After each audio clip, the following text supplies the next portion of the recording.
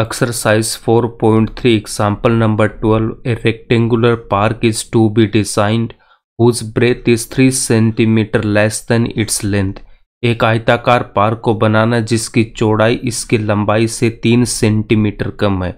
अगर मैं इसकी चौड़ाई या ब्रेथ को अगर मैं x मीटर लूँगा तो इसकी जो लेंथ है वो क्या हो जाएगी, x + 3 मीटर हो जाएगी। ठीक है, यहाँ पे क्या बोल रहा है, इसकी चौड़ाई इसकी लंबाई से 3 सेंटीमीटर कम है।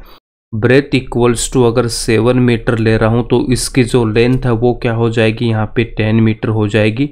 तो यहाँ पे देख लो इसकी ये जो ब्रेथ है वो क्या है, इससे 3 मीटर कम है, इससे 3 मीटर कम है, यही हमें गिवन है। तो यहाँ पे अगर मैंने इसको अक्स ले रखा, अगर मैं इसको अक्स लूँगा तो इस 10 को हमें क्या लिखेंगे, 10 को मैं लिख सकता हूँ 7 + 3।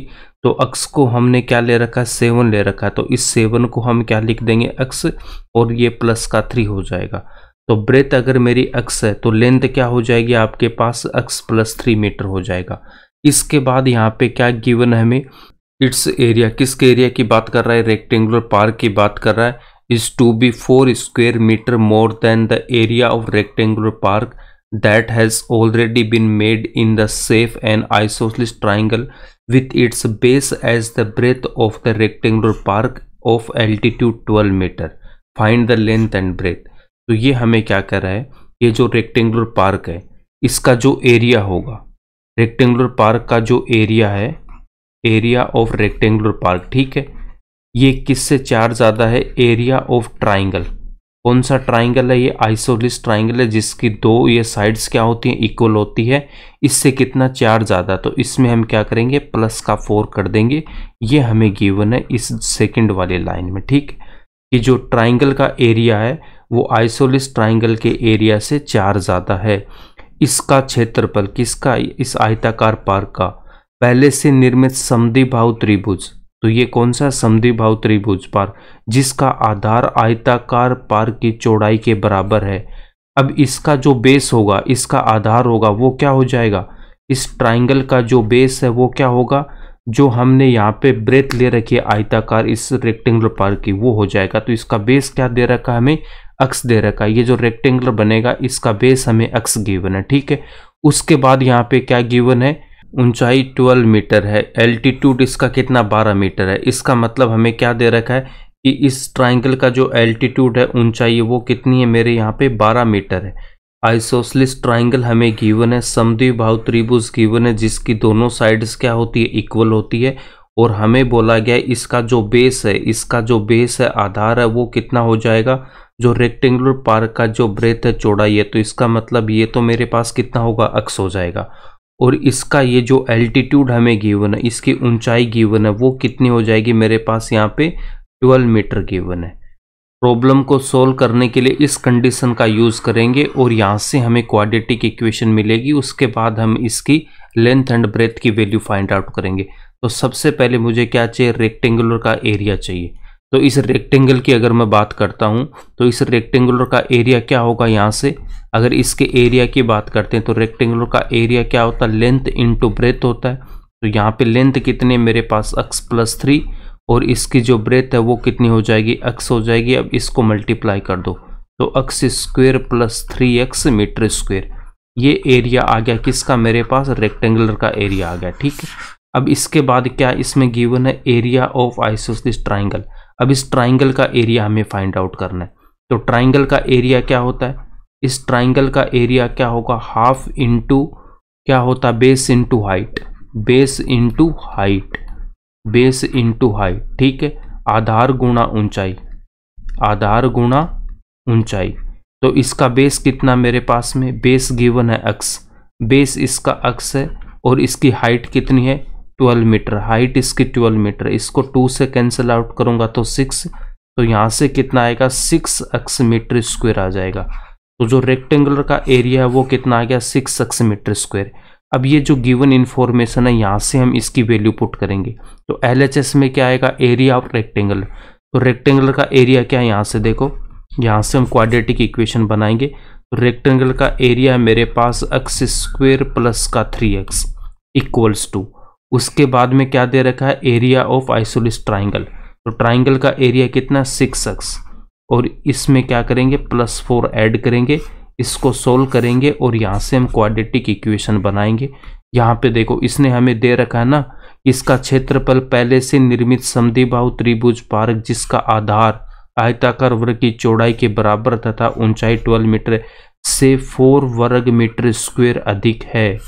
ठीक है, इसका मतलब क्या है कि इस आयताकार पार्क का जो क्षेत्रफल होगा वो इससे क्या है, ये जो ट्राइंगल बना है इससे 4 मीटर अधिक है। तो इसका हमने एरिया लिया और इक्वल क्या कर दिया ट्राइंगल का एरिया, और जो इसका जो एरिया है वो क्या है इससे 4 अधिक है, तो इसमें हमने क्या कर दिया +4 कर दिया। इस ट्राइंगल का बेस रेक्टेंगुलर के ब्रेथ के बराबर है, तो यहाँ से तो इसका क्या हो जाएगा मेरे पास बेस हो जाएगा। और यहाँ पे जब मैं इस ट्राइंगल को इस डायग्राम के साथ भी हम बना सकते हैं, और इसकी जो हाइट है वो कितनी हो जाएगी मेरे पास 12 मीटर हो जाएगी। तो इसको कंबाइंड हम इस डायग्राम को भी हम ऐसे बना सकते हैं, चाहे तो आप इस तरह बना लो या फिर इस साइड में भी आप इसको बना सकते हो। ठीक है, ब्रेथ को हमने x मीटर ले रखा है, तो इसकी लेंथ क्या हो जाएगी x + 3 मीटर होगी। उसके बाद में हमें गिवन था इसकी, यहाँ पे देखो ब्रेथ को हमने x लिखा तो इसकी लेंथ क्या हो जाएगी x + 3 होगी, और इस राइट एंगल ट्राइंगल को हमने यहीं पे लिख दिया। इसका बेस कितना x है और इसकी जो हाइट है वो कितनी है 12 मीटर है। अब रेक्टेंगल का एरिया क्या होता है लेंथ इंटू ब्रेथ होता है, लंबाई गुणा चौड़ाई। अब इन दोनों को यहाँ पे मल्टीप्लाई करेंगे तो x² + 3x मीटर स्क्वायर इसका एरिया आ जाएगा रेक्टेंगुलर पार्क का। अब इस ट्राइंगल का एरिया फाइंड आउट करेंगे half into base into height से। तो यहाँ से देखो बेस की वैल्यू x है और हाइट मेरे पास कितने 12, तो इसको सोल्व करेंगे तो 6x मीटर स्क्वायर यहाँ से आपके पास में ट्राइंगल का एरिया आ जाएगा। अब हमें गिवन क्या है कि area of rectangular park equals to area of isosceles triangle +4। अब यहाँ पे इसकी वैल्यू पुट करेंगे। यहाँ से तो हमने क्या कर दिया, इस रेक्टेंगुलर एरिया यहाँ से आया था x² + 3x, और ट्राइंगल का जो एरिया वो कितना आपके पास 6x है, और प्लस का हमने यहाँ पे 4 कर रखा है। अब इसको हम सोल्व करेंगे तो यहाँ से x² + का 3x, और इस 6x को मैं LHS में लेके आऊँगा तो माइनस का 6x, और 4 को भी लेके आएंगे तो माइनस का 4 = 0। देन x² 6x माइनस का है और प्लस का 3x है, तो यहाँ से माइनस का 3x माइनस का 4 = 0। क्वाड्रेटिक फॉर्मूला यूज करने के लिए इसको स्टैंडर्ड इक्वेशन में कन्वर्ट करेंगे तो x² प्लस माइनस का 3x प्लस माइनस का 4 = 0। क्वाड्रेटिक फॉर्मूला क्या होता है कि ax² plus bx plus c = 0 है, तो x की value -b plus minus square root of b² minus 4ac/2a।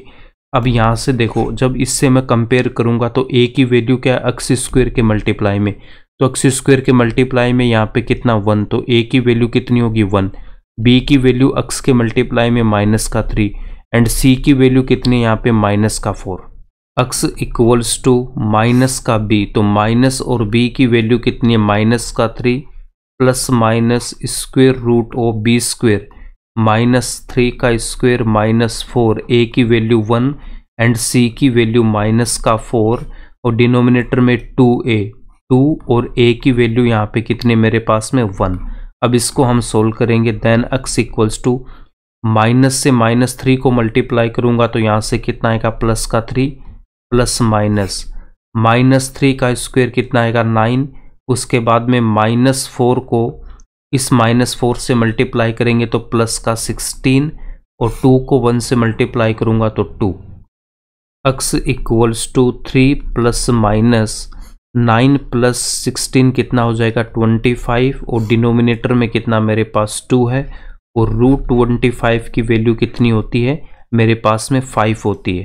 तो x = कितना आ जाएगा 3 प्लस -5/2, प्लस का 5 लेंगे तो x की वैल्यू क्या आ जाएगी यहाँ से 3 प्लस का 5/2, देन 8/2 = 4, और माइनस का 5 लूँगा तो x = 3 माइनस का 5/2, देन -2/2 = -1। अक्सर रेक्टेंगुलर पार्क की ब्रेथ है उसकी चौड़ाई है, इसलिए ये कभी भी नेगेटिव में नहीं होगी। इसका मतलब जो x की वैल्यू क्या होगी हमारे पास में 4 होगी, तो इसकी जो ब्रेथ है वो क्या आ जाएगी आपके पास में x = 4 मीटर एंड इसकी जो लेंथ है, लंबाई कितनी हो जाएगी, x+3, देन 4 + 3 = 7 मीटर, और ये इसका आंसर हो जाएगा।